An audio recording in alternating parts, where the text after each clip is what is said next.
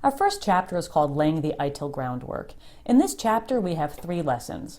Lesson 1 is simply an overview where we'll talk about the history of ITIL and give you some background information. Lesson 2 contains ITIL and IT service management key concepts and vocabulary that you'll need for the rest of this class. And lesson number 3 contains some sample questions that we'll review together. So let's get started. Lesson number 1 is called ITIL and Overview, and it contains 5 objectives. Our first objective is to understand a short history of ITIL. Next, we'll try to understand the difference between best practice and good practice. These two terms sound pretty similar, but they're rather different, so we'll talk about that. Next, we're going to learn about governance and the important role that it plays in IT service management. We'll also talk about the 2 components of ITIL. We have the Service Lifecycle, which are the 5 books of ITIL, which are often done in a specific order, and also the complementary materials, which are additional publications as well as online resources. And lastly, we'll talk about the ITIL qualification structure and how you can become ITIL Foundation certified, as well as earning your intermediate and ITIL expert certifications. The history of ITIL goes a little like this. Back in the mid-80s, the UK government realized that it was relying heavily on IT and needed guidance on how to manage it more effectively. So in conjunction with some consultants from IBM, suppliers, users, and other experts, the UK government's IT department, which today is known as the OGC, the Office of Government Commerce, OGC, collected information on how various organizations were controlling their infrastructures. After analyzing and filtering this information, the OGC chose the practices that would work best for them and their customers. Other organizations found the information helpful, even those in the private sector, and a set of books was published in 1985, and this ultimately became ITIL. ITIL stands for IT Infrastructure Library, and the reason why it's called a library is because it was originally published as a set of 31 books. Now, these books were not widely embraced by the industry until the mid-90s.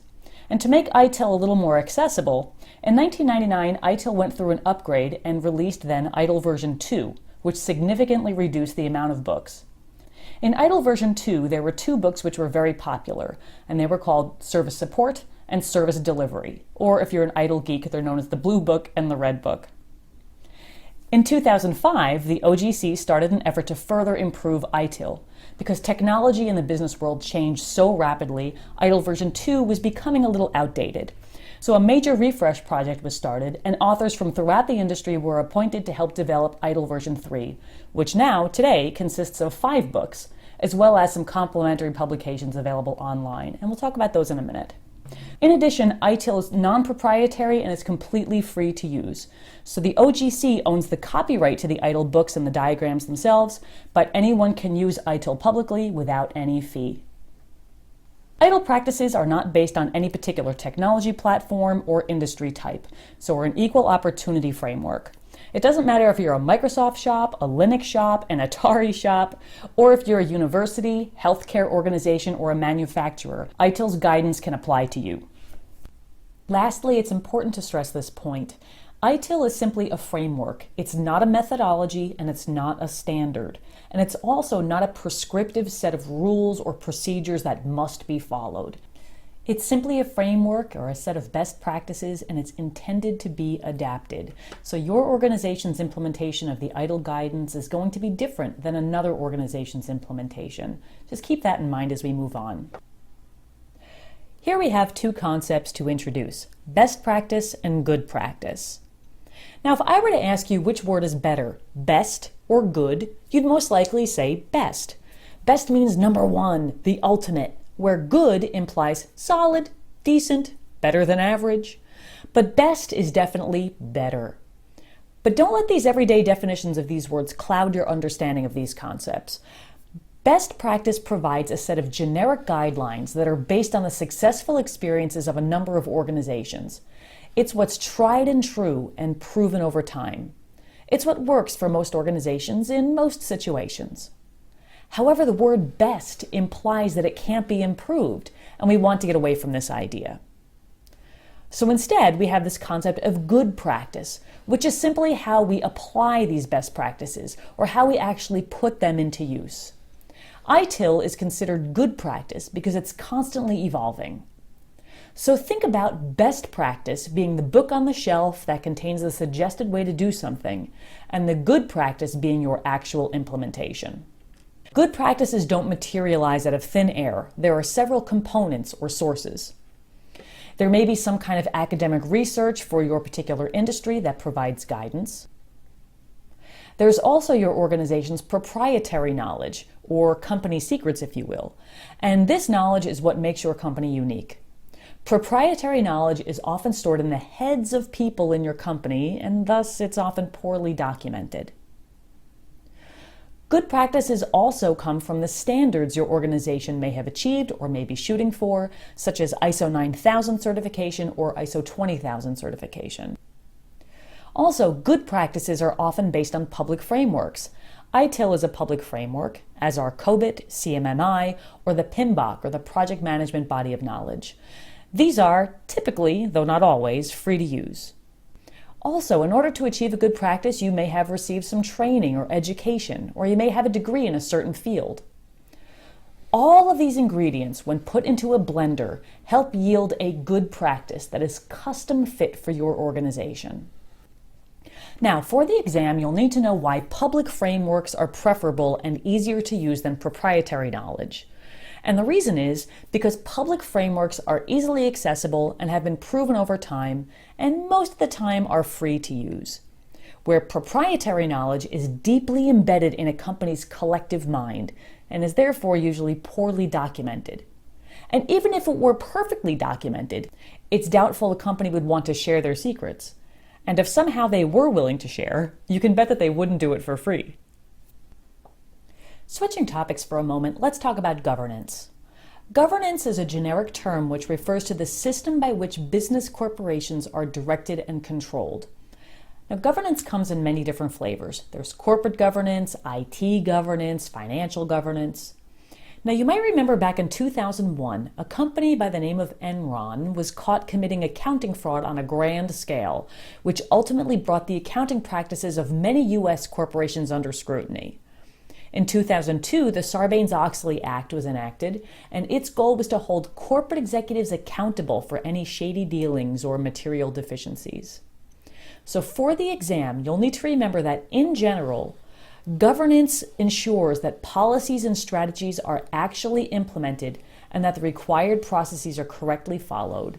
And it also ensures transparency and fairness in all transactions. Switching gears again, ITIL version 3 has two components. First and foremost, it has our 5 main books, known as the core library. Now, there's also a 6th introductory book, but you're not expected to know about this book for any ITIL exam, whether it be your foundation exam or any of the higher level exams. And we'll talk more about the Service Lifecycle and the core books on the next slides.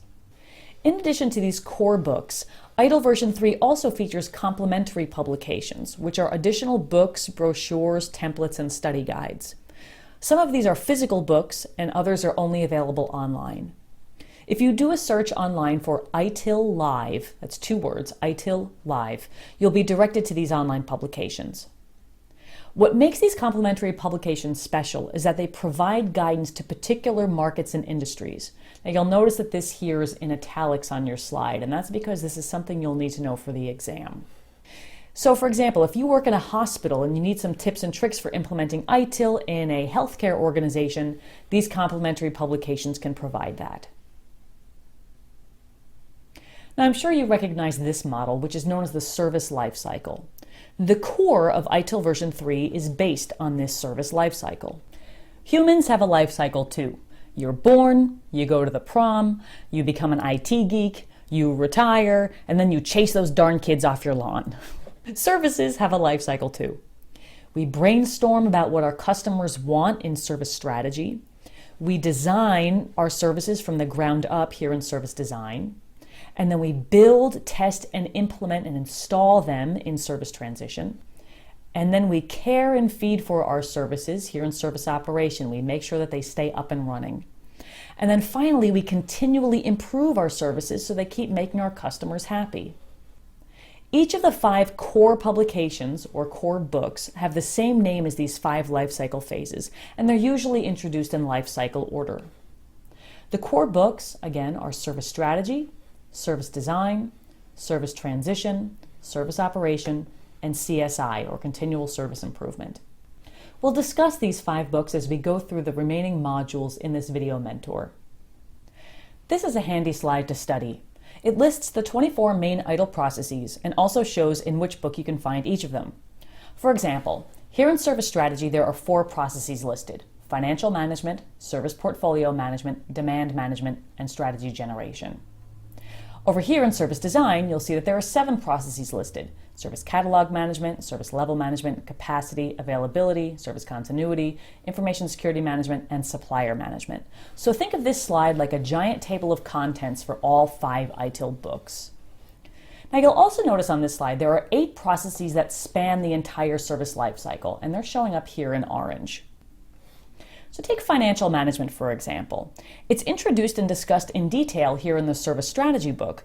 However, the financial management concepts and guidance are always applicable no matter which life cycle phase that you're in. We're always thinking about budgets, accounting, and how much things cost. So though we introduce financial management here in Service Strategy, we are always doing financial management, which is why we call this a life cycle process.